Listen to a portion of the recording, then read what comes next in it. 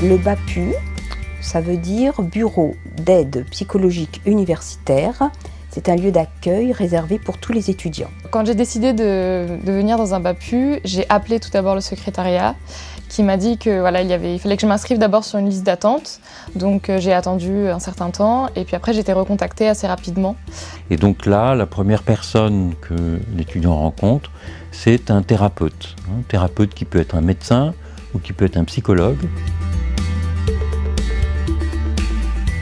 Un étudiant qui va franchir la porte d'un BAPU va trouver donc des psychothérapeutes, va trouver un lien également avec une assistante sociale. L'assistante sociale peut aider les étudiants par rapport à leur démarche de bourse, de logement, de job étudiant et aussi leur démarche d'orientation. Une chose très importante, c'est que c'est remboursé totalement, donc pour les étudiants c'est totalement gratuit, il n'y a pas un centime à débourser. Les BAPU sont situés, sont localisés dans des lieux différents des universités. Et donc ça, la plupart des étudiants témoignent du fait que ça facilite les choses, hein, c'est-à-dire qu'on ne va pas à ces séances de psychothérapie sous le regard des gens qu'on croise au quotidien à la fac.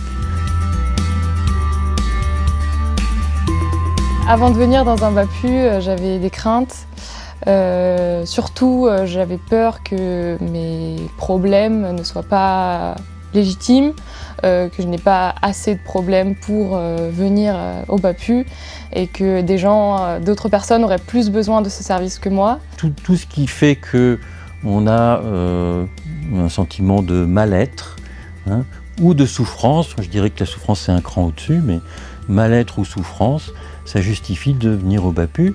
Et si c'est un mal-être qui peut, avec quelques séances, être apaisé, ben, c'est très bien. S'il y a besoin de plus, à ce moment-là, ça peut se prolonger. Ça, c'est aussi quelque chose qui est très intéressant dans les BAPU, hein, c'est qu'on n'a pas un programme de 5 séances pour tout le monde. Hein, il y a quelque chose qui peut être vraiment individualisé. Il ne faut pas que les étudiants hésitent à franchir la porte du BAPU ou à nous téléphoner.